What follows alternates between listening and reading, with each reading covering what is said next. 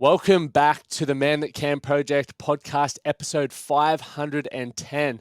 Today, we have a very exciting guest where we'll be diving deep into the world of optimal health, longevity, and peak performance with none other than Dr. V. So, Dr. V is one of the most sought after anti-aging physicians in America and around the world. And as the founder of the VU method, Performance and Longevity, Dr. V advises a diverse clientele, including professional athletes, C-level executives, celebrities, and Fortune 500 organizations on achieving sustained wellness and peak performance. And today we're going to dive deep into the secrets behind achieving that Thrive state. You are also the author of the book Thrive State. So for those following along who want to dive deeper into this, grab yourself a copy from wherever you get your books from, because it's going to be action-packed. Now, you often mention the phrase, you are your best medicine. Can you elaborate on this and explain its significance in today's fast-paced world, please, Dr. V? Oh, absolutely. Well, thanks for having me. And I'm going to apologize to the audience right now. Every time I watch a movie, if they happen to have some sort of accent to the movie or some sort of character that has an accent, I'll leave the movie talking like that character for a while. And so I know you've got an Australian accent. So if I tend to just extend my vowels, you have to apologize. I'm not making fun of you. It's just one of these mirror I love neuron it. things I do.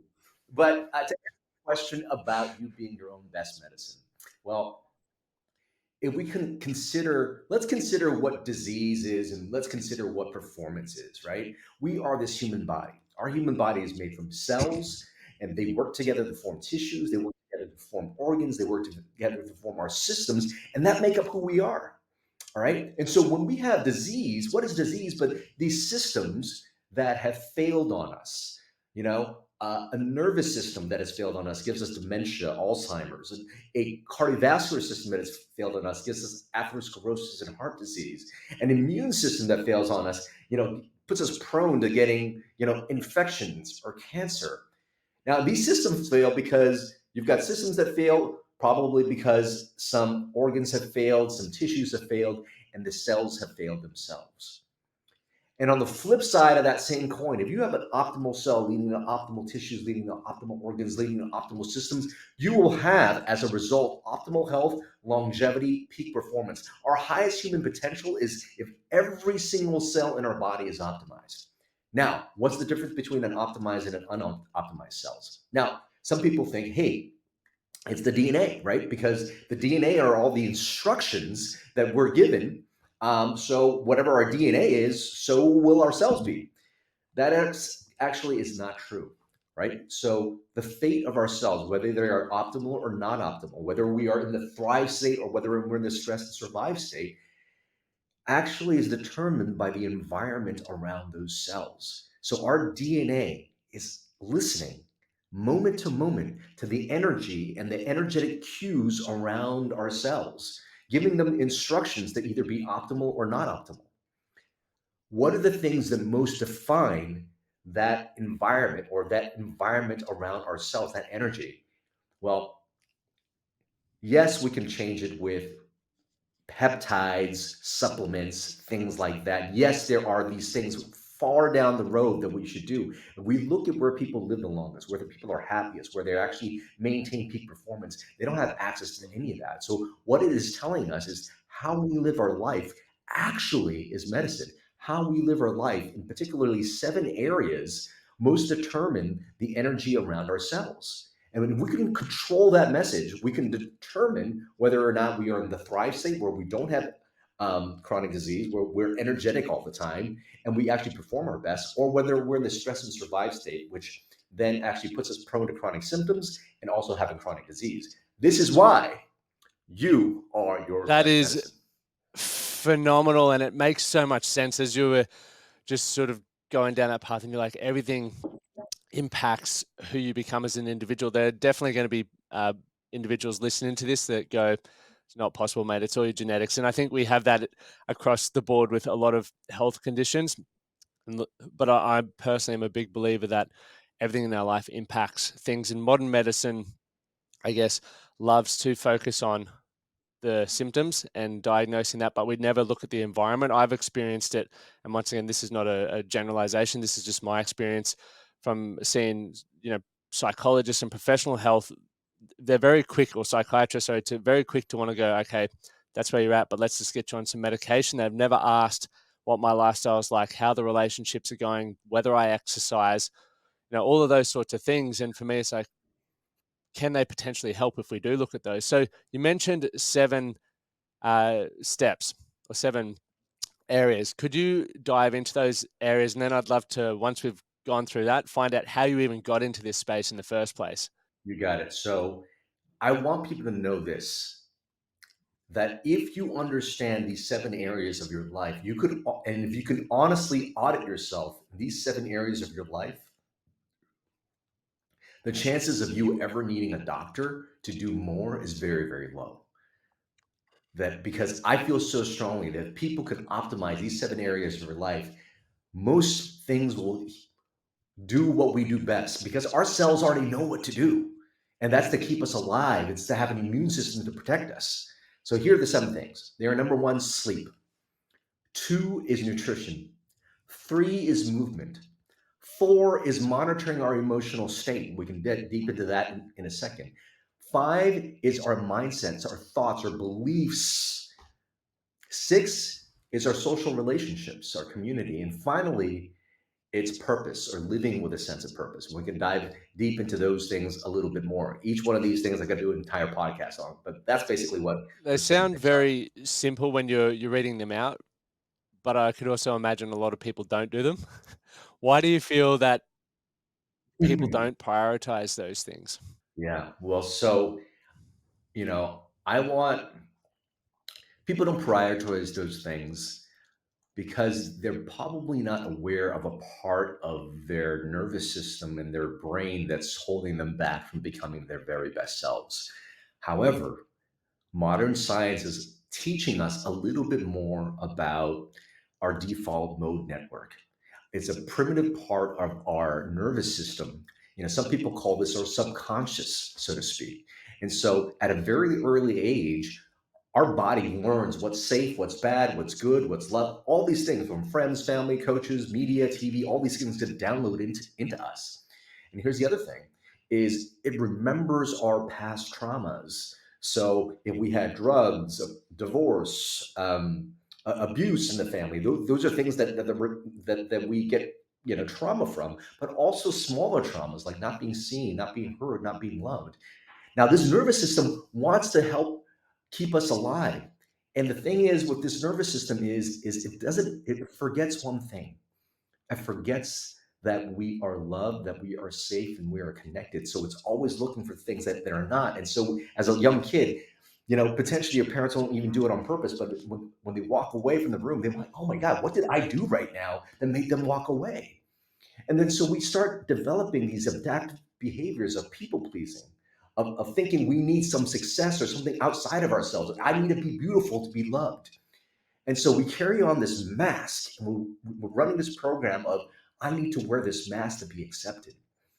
And if we spend our entire lives in that space, in that ego space, this ego space is always going to pull us back. And if we want to do something new or different, our brains come up with why we should not do those things because of these old subconscious programs. So why don't people do these things? They don't do these things because there's an old subconscious program that holds them back to whatever results they currently have. And the key to making change is, one, being aware of that default way of thinking, feeling, behaving, and acting. And if you could see that and go, oh man, I'm committed to this, you could start to make new choices and shift into the person you really, What about really an are. individual who goes, "Oh, it must be easy for you, Dr. V, because you work in the health and wellness space. You have time to do it. You study it. That's why it's okay for you to, I guess, one, be aware of what needs to change, but then actually implementing those seven steps or seven areas." That's such a funny way of thinking about them. But I want to let people know this. Now, I was a medical doctor, got trained at the National Institute of Health, the Howard Hughes Medical Institute. UCLA, the best institutions ever. So, yes, I would have all these tools, right? Well, 7 years ago, even with all that training, I was overweight, diabetic, had high blood pressure. I was on prescription medications, and I would have ended up in my own operating room table if I continued life that way.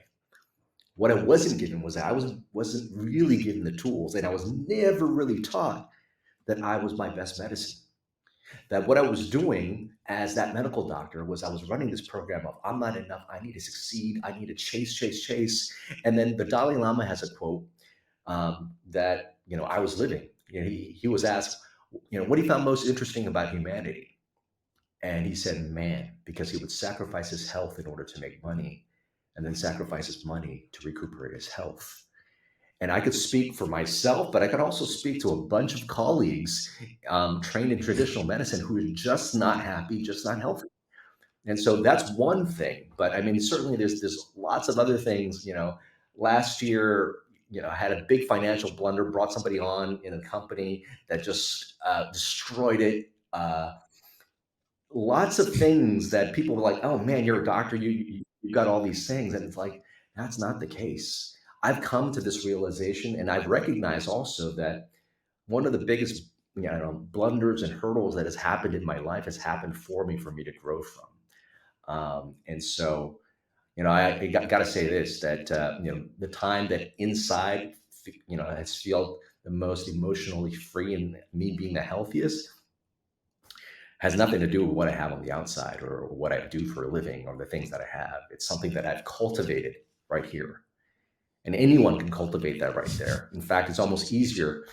Isn't there that Bible quote? It's easier for a rich man to, uh, it's easier for a poor man to get to the kingdom of heaven than a rich man to get there through that.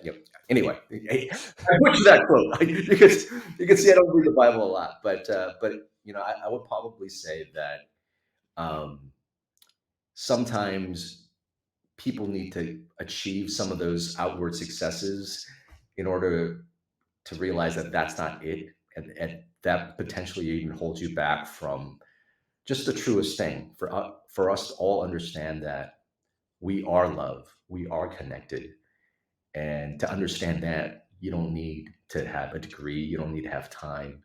You just have to be present with yourself and out of the old As you're saying programming. that, I'm thinking, like, even for myself, am always striving for more, and I'm aware of, the importance of social connection, how quickly life goes, these areas to live a good life, and obviously working on yourself internally projects a better external world for you, but I still am challenged with that. So for yourself personally, you mentioned you had that setback last year and then 7 years ago when you were overweight, had diabetes, all of those sorts of things. What did that journey look like for you to be able to, I guess, improve that relationship with yourself and shift that internal dialogue? Yeah. Well, let's just talk about last year where, financially, I've never been, at a more low part in my life. In my entire life, as an immigrant refugee coming to America with nothing, thinking that I need, certain amount outside for me to feel good about myself. I was chasing that mode, and certainly I was very triggered when I lost basically everything. And every time we get triggered, every time we're anxious, every time we get scared, every time we get hurt, and if there's no terrorist or, saber-tooth tiger right next to us, means that there's something within us that it's pointing out to that potentially needs to be healed. For me, last year, it would be okay, you need a certain amount of financial security to feel worthy of love and safe. And, I always talk about, one, being able to forgive, but two, really controlling your internal state no matter what's happening outside of you. So I wonder why that showed up for me. Because I think maybe the universe was like, wow, you really want to talk about forgiveness? You really want to talk about controlling your own state? Okay, prove it, tough guy.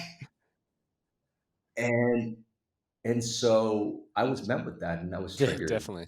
certainly. But every single trigger we have is an opportunity. It's a gift. And we can let that thing continue to trigger us, or we can like sit with it for a moment and go, why do I feel anxious? Why do I feel worried? Why am I triggered that way? Look back to the beliefs of what it's saying about you, and then start to question, where did that belief come from? What does, oh, I need X to actually feel good about myself. Where did that come from? And then is it really true? And eventually you'll peel back to those things and like, no, that's not true. That is potentially a rule you made up from a past trauma that happened very, very early on. That if you can let go of and know that whatever you think you need to feel a certain way, you're like, no, I can feel that now. And for many people, it's safety, love, and connection is the deepest thing behind what they thought, something on the Yeah, the outside would safety, give love, them. and connection is definitely something that resonates with me, and I'm sure resonates with a lot of people.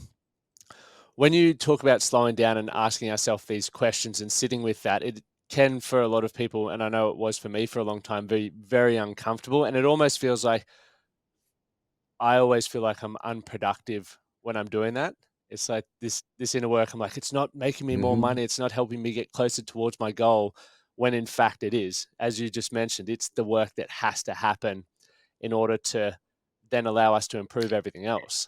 Yeah, and so just here's the thing, it's like that part of us that goes, "Oh my god, I'm gonna beat myself up. I was not productive, X, Y." All that stuff, that's your default mode. That's the ego. That's that voice and program that's going on in your mind right now. So if you could start to see that and peel yourself away from that, you're like, "Oh my god, what is this thing in me that's like, making me go, go, go all the time?" And I'm not saying we don't go achieve stuff, but live a life where you can enjoy and be inspired by what you do, not a life where you feel like you're not enough and you need to chase this thing to make yourself feel better. There's a big difference of that. The goal, could be this, could be the exact same goal. Yes, but how you get to that goal, who you are as you approach that makes a big difference in your biology. Because if you feel like you're not enough and you need to chase, chase, chase, and who you are is not good, basically you're coming from this empty place that's broken. And let me tell you, when you achieve quote unquote success or money from that empty space, that's just an amplifier of that pain. Whereas if you feel like you're worthy, that you're loved, that you're enough right now, and you're just inspired by doing something to help other people, as you step towards that thing, man, you can be able to help more people and more people. Energetically, it's a big difference. And energy is the biggest thing for people to recognize how you feel, because how you feel is the energy, is the frequency that your cells are listening to. So if you're feeling stressed out, fuck, I gotta do, all these that stress, you're telling your cells there's a saber-tooth tiger around you that you're running from it all day. And eventually you're gonna burn out if you live You've that way. just put a, I guess, a story into my mind of there is a number of people I see around the gym, and one of them's the most enthusiastic individual. He's been going there for about 4 years, had an incredible transformation. Every time I ask how he's going in the gym, he's just so enthusiastic and so grateful to be able to actually exercise. And then there's a couple other guys that come to mind where Yeah. it's a slog. Every day is a grind. They don't appreciate the gym. It's just like, I got to drag myself here. And I'm sure they don't enjoy the whole process. So looking at it like that energetically, I'd much rather Yeah. be the guy who's grateful and stoked to be in the gym as opposed to the person who feels like it's such a effort. And that probably relates to all the instances in life, as you sort of mentioned there, Dr. V, the energy. Yeah, certainly. And the parts, sometimes, I struggle with how to best reach men, to a certain degree, because I remember having the coaches that were just like super harsh on me or whatever. I think, you know, there's a, it is a motivating factor. And I know some people need that motivation and tell themselves that they're like crap to go do the thing. But I'm also like, why would you give yourself that message? Why would you even tell that smaller version, that default mode? Because look, at the end of the day, this primitive system does help us remember the things that have hurt us, right? So if you fell off a cliff before, you're gonna, pay more attention to that part of the cliff that you shouldn't step over anymore. We learn these things, and so you know, yes, the default mode is this autopilot that goes on in our mode in our mind, but it's probably helped us for centuries. And to hate a part of us, is sending your body the wrong message. Maybe thank it for being, kind of like, a younger child, or that little brother, that just doesn't know any better. But I believe now that, certainly as men, we were once children.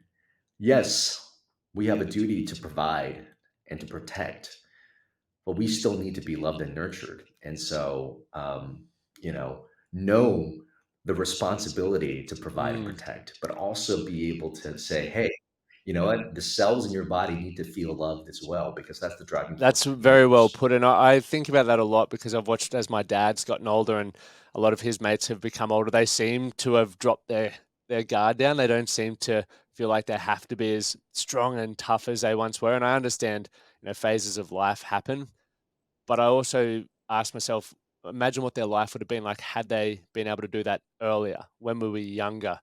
As you said very well, Dr. V, so we still do need to be able to protect and provide, but we also need to have the vulnerability and to be able to let our guard down and actually feel things. It helps us, connect more and Yeah, experience life in a completely different way. And I guess that dives into one of the areas of the social connection piece, coming off the back of the last couple yeah, of years, and now with social media being huge. Obviously, people have access to so many people, yet more and more people than ever before feel like they're lonely. How can we what would it look like to yeah. recognize that you are actually lonely rather than just saying, "Look, I've got 10,000 followers, I've got 20 people that I catch up with weekly, but I still don't feel like I have my crew," so to Yeah. speak. True presence and connection happens when there's no agenda and you're actually there with the person that's here, right? If you find yourself stuck in your head, like if I always find myself like, next to you, Lockie, and what am I going to say next? Or what's he thinking? What's he wearing? Oh man, that shirt is terrible. He could use a shake. If you're constantly in your head, then it's telling you that this default mode is just processing what's going on, and you're not truly being present. And so social media, certainly, yes, it's a tool to reach out to people, but it's also something that the default mode can drop in and get a lot of dopamine hits, and you end up comparing yourself, and you're not truly connecting. And when do you know when you're truly connecting? When you're actually with someone, when you could feel that person, and when this part is quiet and you're just there and you're present. And so you could have tons of people around you, tons of followers, and all these things, but yet you could still feel very lonely because you haven't shut this off and be really truly present with someone. And when you can, and when you can just let the magic of that moment of two people hanging out together, and you're just flowing with information, that's what the body needs. That's when you have oxytocin released, which is a magical medicine for the body that's not only the love hormone, but actually lowers your blood pressure, improves, digestion. We are meant to connect in that way. When this thing is on, when you're up in your head, your body is like, I am in danger and it's not safe. That's what happens when we're thinking too much. When we're just truly present, when we're ready to just be in the flow, that's what we're meant to do, is just like flow off of each other, inspire each other, and lift this energy. Not, okay, what do I need? How do I am appearing? And all that. That's not connection. So this part needs to be turned off. Your heart needs to open, and that true connection, being present, truly present in that space, that's the connection we all need. That is not only good for health, it's good for our performance, and also helps humanity evolve That's and awesome. elevate as well. Love to go back now because we haven't really given people context of how you got to where you got to. Obviously, we spoke about 7 years ago, you were studying in the medical field, but you did become overweight and all of the stuff that happened there. But what made you jump into the medical field in the first place, and what was your upbringing to that point? Yeah, well, I mean, I am Chinese, born in Vietnam, and my parents were persecuted against as Chinese people in Vietnam, and during the Vietnam War, businesses were seized. We ended up escaping post-war Vietnam. I was on a refugee boat for 8 months, 3 months in a Philippine refugee camp. I was actually the only infantry to survive in that refugee boat.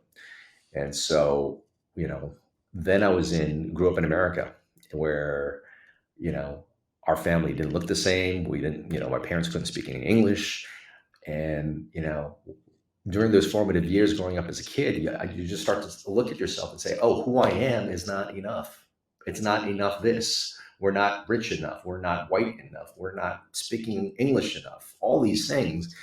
And there was that part of me that just like, um, told myself, I need something outside of myself. I need to be more funny. I need to create this personality in order for me to achieve success. So I built a mask. Part of me wanted to do media and entertainment, but my parents were like, "We travel around the world to give you an opportunity."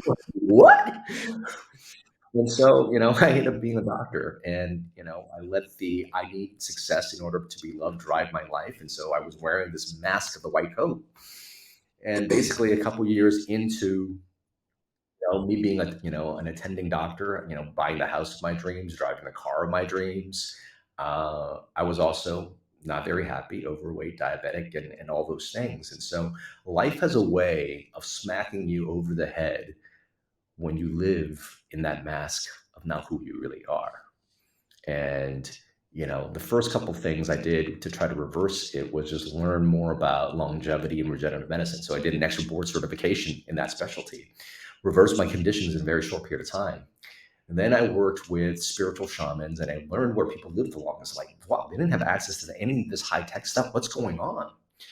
So I started to study how living their life, how does living your life shift biology? So it's in fact how you choose to be.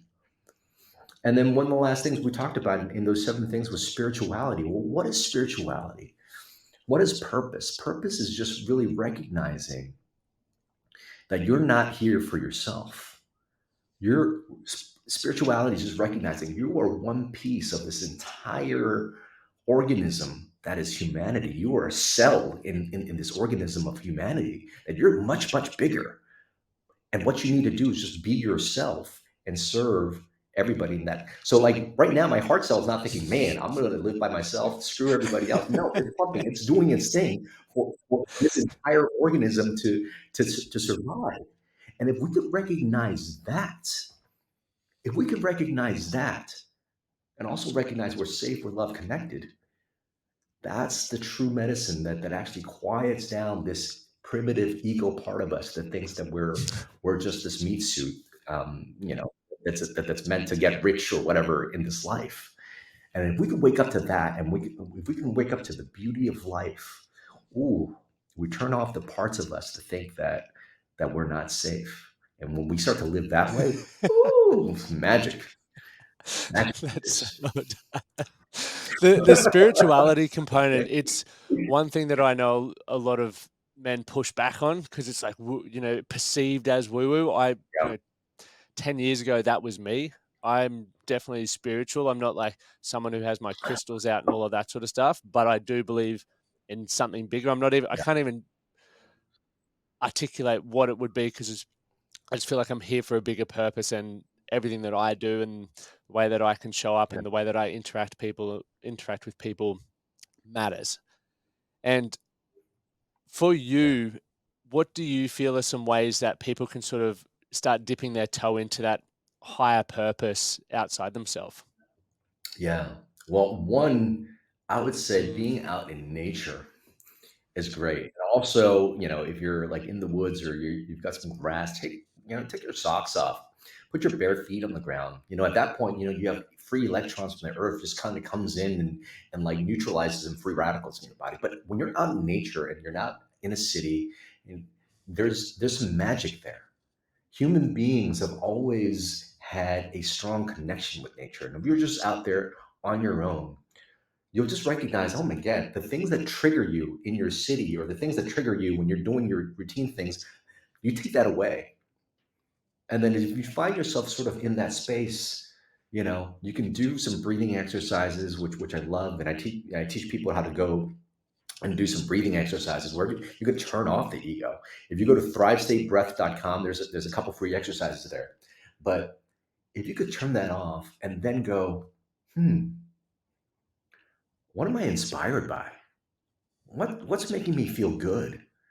How do I naturally want to be? If you can tap into those energies, your inspiration is sort of like the universe kind of, communicating with you and your DNA. And so if you could tap into things that just inspire you, that bring out your creativity, that bring out your joy, all those things, that's stepping more into that space. If you can just help somebody else, whatever it is, just pick up the phone or somebody random, help them. You're giving your body a very strong message when you help other people. When you help other people, you're telling your body, I'm safe. When you help other people, you're telling your body, look, I got enough. I'm abundant. I'm good. And what does that do? That's turning off the part of your brain that feels like it's not enough, that survival mode. So those are some very tangible ways. Is one, just get yourself out of the things that trigger you all the time, that's playing the same program. Breath work is a great source, and then certainly just helping other people will tap you back into That's that awesome. And it's surface. also, I guess you touched on again as well, working out what those stresses are. If you don't slow down to work out what the stresses are or what you're allowing to cause stress, you're never going to be able to remove yourself from those situations. So that's where what we spoke about in the beginning, slowing down, reflecting on things, then becomes more important again. Mhm. If you were to go back, and you've mentioned 7 things, for some people that may be overwhelming, it's like that's a lot of change at once. What would be your top 1 or 2 that you would recommend people start with first that would have the most significant change for them? Yeah, well, number one, get That my one, that's book, easy, yeah. thrivestatebook.com. No. Uh, then you've got basically, then you know the system. What do you do next? Well, there's a book by Great James book. Clear called Atomic Habits. And how you make yourself change anything is one, create the easiest habit to adapt, this tiny atomic habit, and then do that. And so for everybody, it's going to be a little bit different. What would be easy for them? In my book, I basically say, hey, look, are these things that you're currently doing what I call bioenergetic distractors?